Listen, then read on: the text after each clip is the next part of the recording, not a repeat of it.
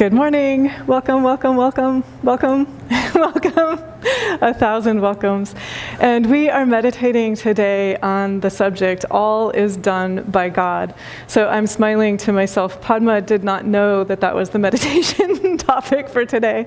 And yet she tuned in to oneness. Oneness gave her the gift of tuning in to the recognition that all is done by God. And so for each of us, this is an invitation for all of us to recognize what it feels like directly, to have a felt direct realization that all is done by God. And then have also an awareness, what does it feel like when it feels like, I've got to figure this all out? And you can feel instantly the difference. You can feel it in your body. You can feel it in your awareness. You can feel it in the felt awareness of what's possible and what seems to be not possible. So I'm just reminding myself and all of us, that question right there can shift and expand and reconnect us with our vaster awareness, the awareness that is beyond the seeming separate individual self. And so just ask yourself the next time you have an impossible to-do list, and I just want to acknowledge that is a frequent part of the culture that we have constructed for ourselves, beautiful people. We ourselves have constructed a culture that frequently greets us every morning, every afternoon, every evening with an impossible to-do list. And so just to have clarity and awareness in my non-physical self, I wanted this. I chose this. I wanted to be here and to see how much freedom, how much joy, how much energy of pure-hearted, effervescent laughter can I manage to bring into those human time crunch moments. That's the phrasing that's coming to me right now. So whatever your word for it is, but whenever you feel constrained, whenever you feel stress, whenever you feel bound, whenever you feel pain, whenever you feel resentment or resistance or sadness or trauma or anguish, whatever it is, I will share with you something that someone told me, and this is not an uncommon occurrence. In meditation and otherwise, people can have access to their pre-birth awareness. And often it comes in the form of remembering what it was like to be drawn to the light of your mother, for example. That's a fairly common pre-birth awareness. But this particular person was talking about a pre-birth awareness. And the divine, her expanded self, was saying to her, this is going to be a really hard lifetime. Are you sure you want to do this? And she said, yes, absolutely, sign me up. That is where my soul wants to be, precisely to see how much joy, how much generosity, how much energy of pure-hearted laughter and creativity and song I can share in that seeming set of human constraints. And that's the grand adventure for all of us. For all of us, we are so much vaster than this single individual lifetime. And so another image that comes to me, say that a human lives 108 years, which is a fairly long lifespan from a human perspective. That is a tiny time bubble. So a single 108-year lifespan is like a single tiny time bubble. And the vast expanded awareness is infinite. It's eternal. It's always a tiny fragment of consciousness projects into that 108-year long time bubble.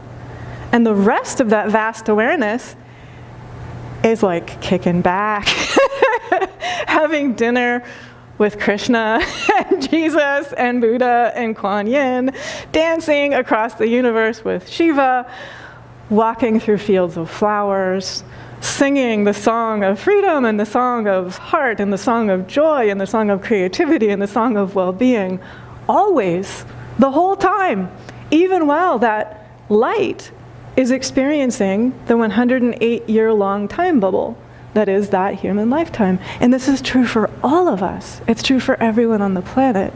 And so when you have this awareness The image that's coming to me is Krishna, because Krishna is famous for expressing the energy of playfulness. So Krishna's blowing bubbles. Krishna's like a little child blowing bubbles. And that bubble is your lifetime. And they're all happening all at once. So from the perspective of the eternal now, all the lifetimes are happening right now. All the ones you have ever lived, all the ones that you will ever live, and they're all part of the whole. And they're all part of this divine play, this divine song, this divine dance. And so when you have that sense of expansive awareness, it helps you have a sense of creativity and ingenuity and wholeness and possibility, even in the midst of the constraints of that particular lifetime. And so for each one of us, and I'm just inviting you to think through, there are certain challenges that you have been, from the perspective of your soul, blessed with in this particular lifetime. From your human perspective, you might be saying, what? Like, where did that come from? What was I thinking? Why am I here? What is up with this divine self? And from the perspective of the soul, that is the moment when you have that opportunity to unfurl your soul's beauty in a way that would otherwise never be possible. So this is not to encourage anyone to dwell on human difficulty. Don't create human difficulty for yourself. Don't create human difficulty for others, because you will directly feel the effects of all that you create, pleasurable and positive, and then less pleasurable and more painful. We get to meet everything that we create. But also to have total forgiveness and compassion. When I went through that trauma, that was a part of my curriculum. It was a part of my opportunity. It was a part of my play. From the perspective of your soul's like, yes, sign me up. I'm going to learn so much when I go through that particular human crisis. And then you also have total lack of judgment regarding anything that any other human is experiencing. And so I'll just ask, and I'm doing this playfully and with a great sense of humor, but every one of us is invited to ask, have I occasionally practiced ignorance? Okay. So I see some people laughing with recognition. Not one of us can judge anyone that we look upon who seems to be experiencing ignorance. Not one of us. And in the expanded awareness self, that is my own self who is choosing to experience that time bubble, that human life, which from my time bubble over here appears to be a whole lot of ignorance. And so then we just have like this compassionate, playful, loving, kind, forgiving awareness. And so every one of us then is invited to remind ourselves, we only ever can correct ourselves. So how may I choose wisdom? How may I choose great kindness? How may I choose freedom and forgiveness? How may I choose to share the gift of laughter, open-hearted, pure laughter and love with myself and with everyone else with whom it's possible for pure-hearted laughter and love to be shared? And to stand in that ground of being, that foundation, always, in the midst of everything that we encounter in our human journey. So the title here comes from Lahiri, and Lahiri is reminding us of this same teaching we've been meditating on. Lahiri says, no one does anything. All is done by God. So he's reminding us the separate individual self of its own self can do nothing. If the separate individual self, I'm making this up, but say that you have a laughing attack, the energy of the laughter, that's the divine laughing through you. Say that your separate individual self is streaming with tears. That's the energy of the divine streaming with tears through you. Say that the separate individual self is digging in its heels and is saying, no, I'm going to be grudging. I'm going to resist this way in which divine kindness wants to be divine kindness through me. The energy of resistance is only possible thanks to the energy of the divine. All of it is the divine. It always has been and it always will be. And so we're just inviting ourselves to return to its rightful ownership. What has been owned by the divine all along. Always has been, always will be. So that's what Lahiri is talking about right here. And then his next phrasing makes me laugh out loud with love and recognition and joy. He says, the separate individual self is only an excuse. So don't let seeming limitation be an excuse for you. Don't let the illusion of separateness be an excuse for you. It's an illusion.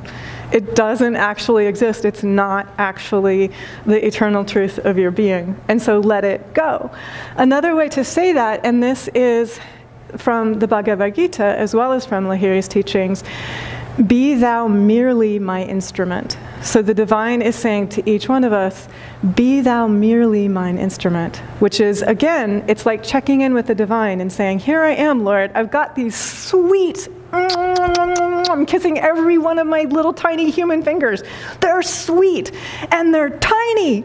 Oh my God, look how tiny these fingers are. And so give them back to the divine and say, I've got these sweet, precious human fingers. How would you like to share the energy of great kindness? How would you like to share the energy of wisdom? 10 of them. They all belong to you, God. Where do you want them? Show me. And the divine will absolutely show you. Every time you return to its rightful owner, what is already owned by the divine is like the wind at your back. The divine is like that energy of supreme light and love and joy and just open-hearted laughter at your back, supporting you and helping you move forward. And so Lahiri goes on to say, remain abidingly focused on that divine energy that leads from darkness to light. So for every one of us, if you're feeling a moment of doubt, ask for doubt to lead you toward faith. If you're feeling a moment of strain, ask for strain to lead you toward ease. If you're feeling a moment of drama, ask for drama to lead you to peace. None of us has ever felt a moment of drama. Never. Not in our souls, not really. And so we're just reminding ourselves. Another way to say this, and you can say this, say that you're talking to a friend. And sometimes you know how this is, like you're talking to a friend who's super upset about something. Remind yourself inwardly, even while you listen, with pure open-hearted awareness, my friend is not that upset. That upset is not my friend's true nature. That is not who my friend is. My friend is the energy of amazing, amazing kindness and grace. That's who my friend is. That's my friend's true nature, my friend's true name, my friend's true face, and it's my true name and true nature and true face always. And it just instantly breaks your connection with that circle of the energy of upset. So whatever it is that you are feeling that you would prefer not to feel, ask for it to be transformed into what you would prefer to feel. So that is present in this teaching from Lahiri. It's also foundational, if you like Patanjali's teachings in the Yoga Sutras, it's also foundational to the teachings of Patanjali. So anything that you're experiencing that you would prefer not to experience, ask that it transform into its opposite. And allow yourself to feel. So the way Swami Shankarananda would say, how would I feel if this situation were totally resolved? What does the energy of the solution feel like? And then allow that to actually come to life in your body and in your heart and in your mind and in your thoughts and in your words and in your choices. Remember the creative power of intention and choice. Every intention, every choice that we formulate for ourselves has the capacity to connect us with that truth, that realization, that freedom, that healing. And it ripples forth into the all of it, into the all of us. So every time one of us chooses to move from darkness to light, every time one of us chooses to move from resistance and resentment to forgiveness and ease and wholeness and healing and joy and freedom, it ripples forth into the all of us. And it becomes increasingly available and present and possible in that room, in that family, in that relationship, in that world that you find yourself in. And so Lahiri says, when we do this, this is beneficence. This is the energy of goodness. It is the energy of kindness. It is the energy of blessing. It is the energy of mercy. It is the energy of grace. It is the energy of goodness and wisdom. And it is the energy that is that which is light always. The light that knows no opposite. The love that knows no opposite. That's you. For each one of us, that's you eternally, the light that knows no opposite, the love that knows no opposite. And so each of us is just invited to be our true full selves here and now and ongoingly. And we all know from a human perspective, sometimes this is easier, sometimes it is more of a reach. Just like athletes work at their edge, sometimes our soul gives us the gift of working at our edge. It is the same as athletes building muscle, strength, stamina, balance, ability, agility, flexibility. Your soul is doing that. It's giving you that gift, that opportunity, that possibility when you are working at your edge. And that too can just give you a sense of perspective. Like, I'm in training, not just for this lifetime, but for the all of it, because all lifetimes are right now. They're all right now.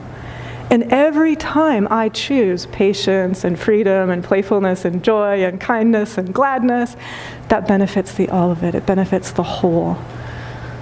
Thank you for doing that. So no one does anything, all is done by God. And each of us has an impossible to-do list. So this is where another piece of advice from Lahiri is really helpful. He says, meditate, keep your mind in peace, do your work. And that right there is the way that you live the truth. Meditate, keep your mind in peace, do your work. And then he doesn't say this in the same phrase, but another phrase to add in case it helps. The rest is done by God. And so that right there is also absolute non-attachment, absolute freedom. It's being the energy of love with no expectation of return.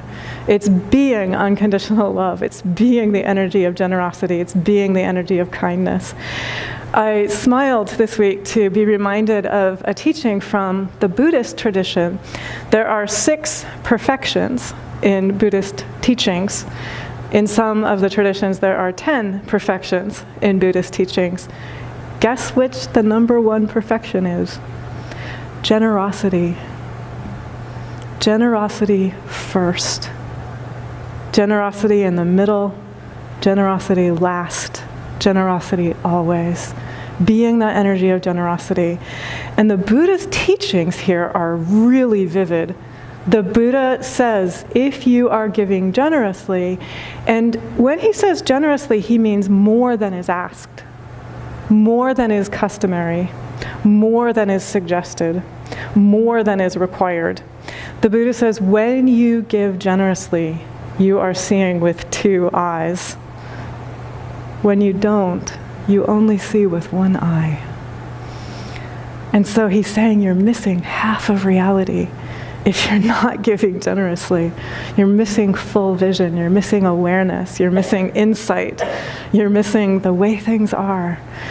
And the teachings here are that as we give generously, we are the energy of generosity, and so the energy of generosity is able to just share itself limitlessly through us. And we're also reminding ourselves of our own true nature, which is boundless love, boundless strength, boundless wisdom and freedom. And so the more that we can be generous in time and space, the more we're being our true selves, the more we're waking up to our own reality. The Bhagavad Gita also tells us, and this is in chapter 18, what we have been meditating on, relying on the divine in your actions and performing them for the sake of the divine, you reach, by great kindness, the eternal unchanging place. And so this is where we began. It's what we've been meditating on all through. But just to give yourself the gift, and I'm closing my eyes to feel it very directly, of realizing I choose to rely on the divine in all of my actions. I choose to rely on the divine in all of my choices. I choose to rely on the divine in my thoughts and in my words. I choose to rely on the divine in my heart, in my life. I choose to rely on the divine and open to that great kindness that I am always. And I choose to invite the divine to share with me as much of that great kindness that it is possible to share in me and with me and through me and as me, right in the midst of my daily life. When I do that, I stand in that eternal, unchanging place. I am rooted in that eternal, unchanging place. I am the energy of great kindness.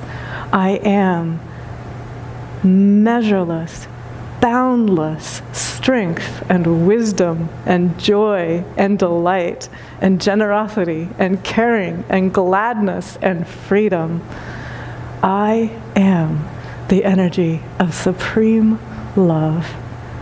And that energy in me, as I stand in that eternal, unchanging place, is unshakable.